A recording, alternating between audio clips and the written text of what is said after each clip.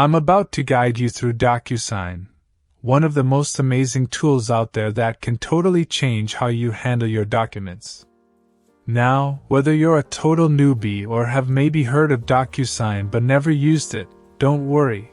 I'm going to walk you through it step by step, nice and easy. In this tutorial, we'll cover everything from setting up your account to sending your first document for signature. And trust me, it's not complicated. It's all about making your life easier when it comes to managing paperwork, especially if you're someone who hates printing, signing, scanning, and emailing documents back and forth. That old process? Gone. With DocuSign, you can handle all of that electronically. Cool, right? So, the first thing we need to do is get you into DocuSign. If you haven't created your account yet, no worries. I've dropped a link down below in the description for you to sign up. It's super straightforward. Just a couple of clicks, fill in your details, and you're in. Trust me, it's as easy as setting up an email account. And hey, if you already have a DocuSign account, awesome! You can skip ahead and log in, but if not, I'll walk you through it real quick. Once you've signed up or logged in, you'll land on what we call the DocuSign dashboard. Now, this dashboard is your new home. It's where all the magic happens. Think of it like your control center. This is where you'll manage your documents, send out forms, and keep track of signatures. You've got all these handy tabs at the top, like Home, Templates, and more. I'll walk you through each of these so you know what's what. Alright, so here we are in the DocuSign dashboard. This is your main workspace. Right away, you'll notice there's a Home tab. This is where you'll be most of the time. It's super intuitive. Basically, it's like your dashboard on any app. It gives you a quick view of your recent documents, what's awaiting your signature, and other things like that. From here, you can start new documents, manage the ones in progress, and even create templates if you want to reuse forms over and over. Super useful if you're running a business or working on projects with a lot of similar documents. Let's break down this Home tab a little more. When you first log in, you're gonna see your signature displayed front and center, which is cool because that's a big part of why you're here, right? Signing documents quickly and easily.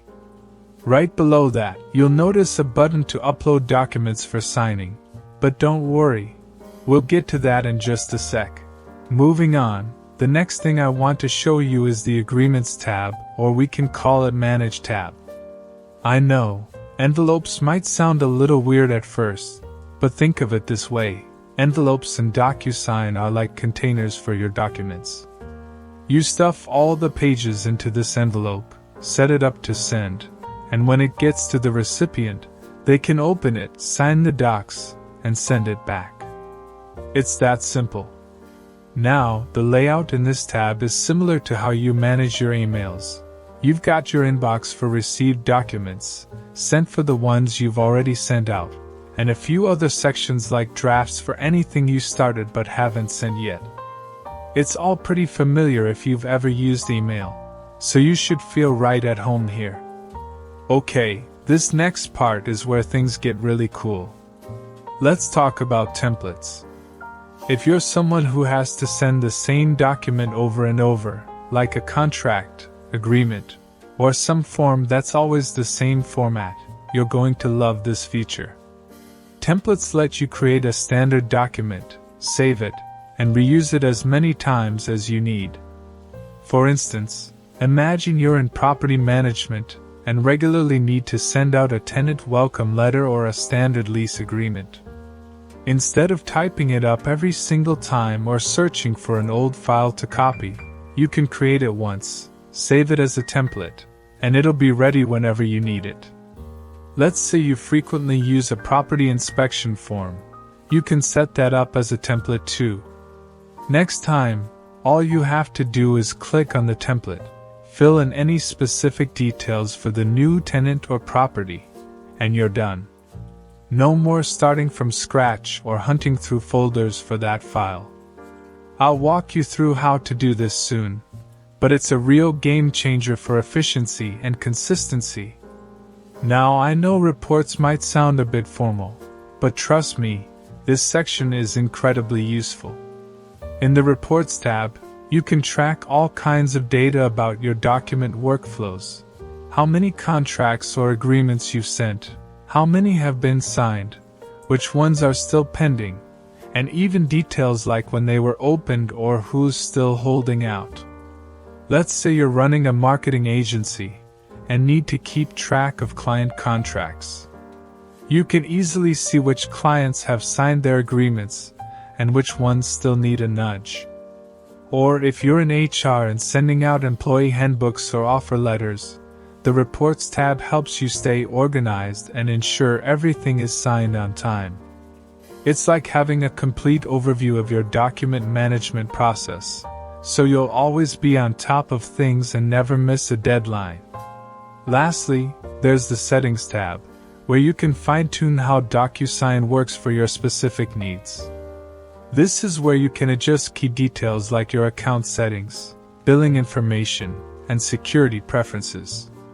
While you won't need to tinker with these settings frequently, it's helpful to know where they are for when you do. For example, if you need to update your billing details or add a new payment method, this is where you do it. You can also manage your personal information, like updating your name, email address, or even setting up two-factor authentication for added security. If your business requires more advanced features, such as custom branding for your documents, or configuring multiple user roles for team members, you'll find options to enable those as well.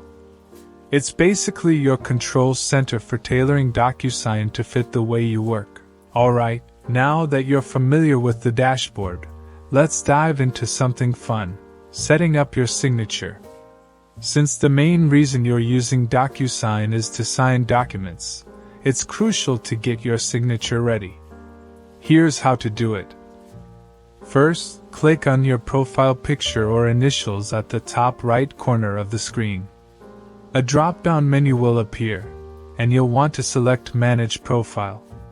Once you're there, look for the Signatures option on the left side of the screen. This is where you can view existing signatures or create a new one. Now, if this is your first time setting up a signature, it's super simple. You've got several options. You can pick from one of the pre-designed signature styles. These are professionally formatted and look great. If you prefer something more personal, you can upload an image of your handwritten signature. For a hands-on approach, you can draw your own signature using your mouse or stylus. For now, let's keep it easy and choose one of the pre-made styles. Once you select a style, click Create, and your signature will be saved. From now on, DocuSign will automatically apply this signature when you need to sign a document. So, you've got your account set up and your signature ready. Fantastic. Now, let's dive into the exciting part: uploading your first document. Don't worry, it's a breeze. From the Home tab, you'll notice a big Start Now button. Go ahead and click it. This takes you to the upload screen where you can easily upload the document you need signed. Here's what's great: DocuSign supports a variety of file types. Whether it's a PDF, a Word document, an Excel sheet, or even something else, you can upload it seamlessly. You have a few options here. Browse your computer to find the document you want to upload, select from a template, which we'll get into later, or upload directly from cloud storage platforms like Google Drive, Dropbox, or OneDrive. There's also the option to simply drag and drop your file into the upload area. Super convenient if you already have the document open. Once you've uploaded your documents in DocuSign, the next step is to add recipients. This process is straightforward. Start by enabling the signing order, Then enter the name and email address for each recipient.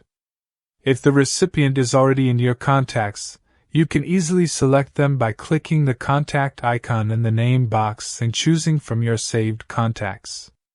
If you need to assign a specific task to a recipient, such as signing the document or just receiving a copy, you can do this by clicking the pencil icon next to their name.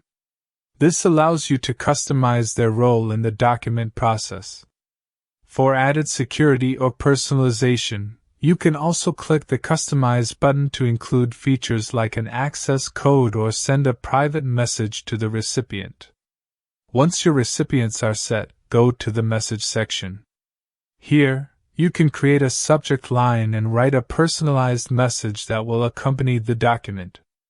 This is the perfect place to provide any important instructions or details about the document. After these steps, click Next to move on to placing fields within your document. Adding fields is essential for making sure everything gets filled out correctly. You can drag and drop fields like signature, date, or name fields into the appropriate spots. Each field can be customized further from the right panel, where you can set it as required or adjust the formatting as needed. Before sending the document, it's a good idea to preview it to ensure everything looks right. Click the Preview button in the top right corner to see how the document will appear on different devices, like mobile phones, tablets, and desktops. Once you're happy with how it looks, click Send to complete the process.